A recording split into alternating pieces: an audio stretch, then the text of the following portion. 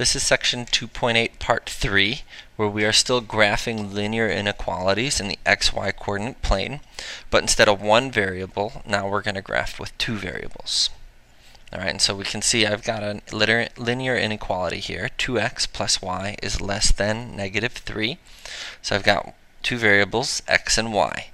So in order to graph this, I need to solve this inequality for y. So I want to get y alone. Here's my y, I want to get it alone. So I'm simply going to subtract 2x from each side. 2x minus 2x is 0, so that cancels. And I'm left with y is less than negative 2x minus 3. So I put the x first, so it's kind of like y equals mx plus b form, so I can get my y-intercept and my slope. So I'm going to use that to graph. So the first thing I want to do is plot my y-intercept, which is negative 3. And from my y-intercept, I'm going to move according to slope. So I'm going to go down 2, right 1. So I'm going to go down 2, right 1. Or I could have gone up 2, left 1. Right? Because it's negative, I need one negative movement, one positive movement. So down 2 units is negative, right is positive. Or up 2 units is positive, left is negative. So I need one positive movement, one negative movement. Now I can draw a line passing through these points, and my line will be dotted or dashed, right? Because I have a less than sign. It's not less than or equal to.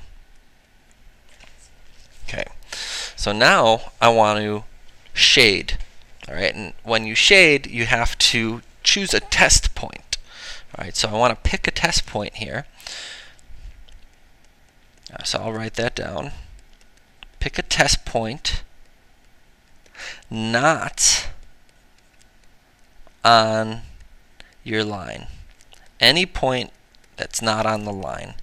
So one of my favorite points is 0, 0. Whenever possible, I like to use 0, 0 as my test point because it helps for quick math.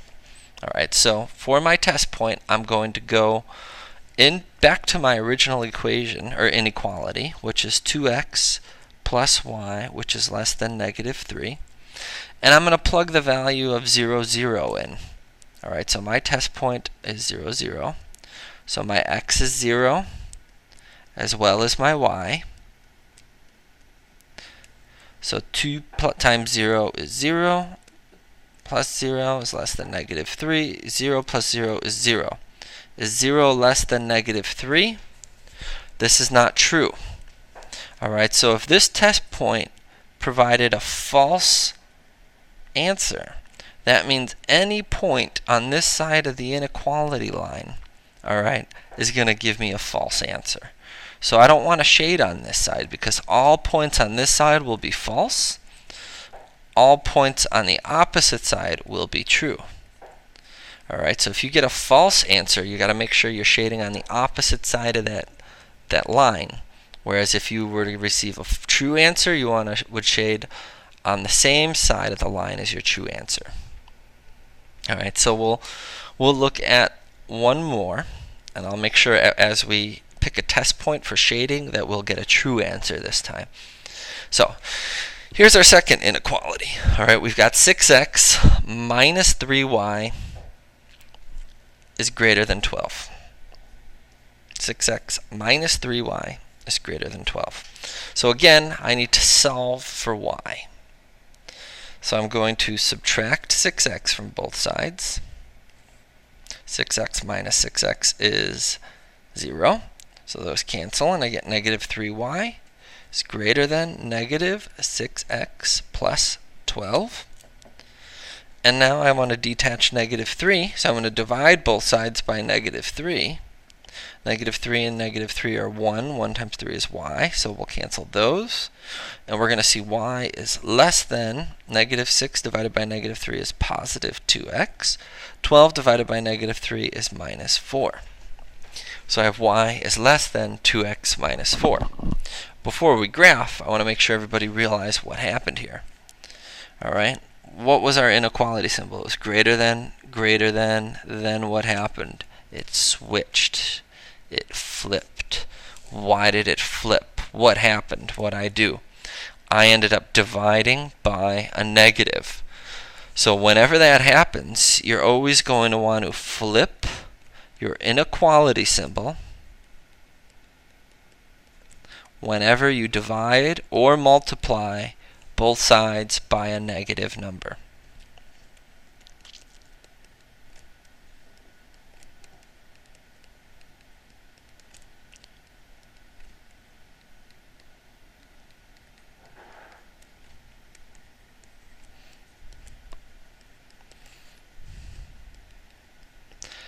And that will only happen when the number attached to your y is negative.